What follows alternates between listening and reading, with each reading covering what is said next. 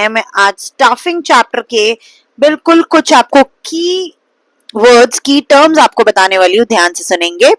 सबसे पहले की टर्म जो मैं आपको बताने वाली हूँ वो है वर्कलोड एनालिसिस। वर्कलोड एनालिसिस का क्या मतलब होता है? वर्कलोड एनालिसिस दैट मीन्स कि आप असेस करने वाले हैं, आप चेक करने वाले हैं कि कितने नंबर्स और कितने टाइप ऑफ ह्यूमन रिसोर्सेज आपको अपनी फर्म में एक परफॉर्मेंस को करवाने के लिए, जॉब परफॉर्मेंस को करवाने के लिए चाहिए। It simply means to assess the number of human beings और human resources required for performing a particular job. आपके बिजनेस ऑब्जेक्टिव को पूरा करने के लिए, एक जॉब को पूरा करने के लिए आपको कितने वर्कर्स की, कितने वर्कफोर्स की जरूरत है, उसे कहते हैं वर्क लोड एनालिसिस।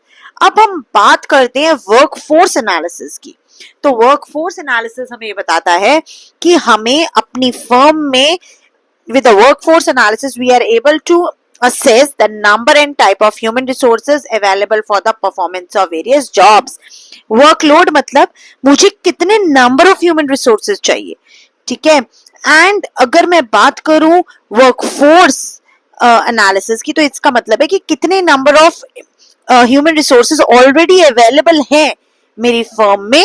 वर्कलोड मतलब कितने चाहिए, और वर्कफोर्स मतलब जितने ऑलरेडी अवेलेबल है मेरी फर्म में पर्टिकुलर जॉब को परफॉर्म करने के लिए और मेरे ऑर्गेनाइजेशनल गोल्स और ऑब्जेक्टिव्स को पूरा करने के लिए।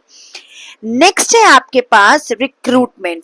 रिक्रूटमेंट का मतलब होता है कि एक ऐसी प्रोसेस जिसकी हेल्प से आप अपने एम्प्लॉयज को सर्च करते हैं, उन्हें स्टिमुलेट करते हैं कि वो आपकी कंपनी में आके जॉब के लिए अप्लाई करें।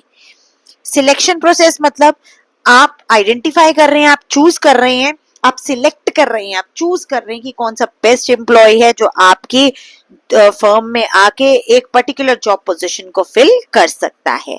प्लेसमेंट का मतलब है कि जब आपने एक एम्प्लॉय चूज कर लिया और उस एम्प्लॉय ने उस पर्टिकुलर पोजीशन को, जिस पोजीशन के लिए आपने उसको चूज किया है, उस पोजीशन को उसने ऑक्यूपाई कर लिया।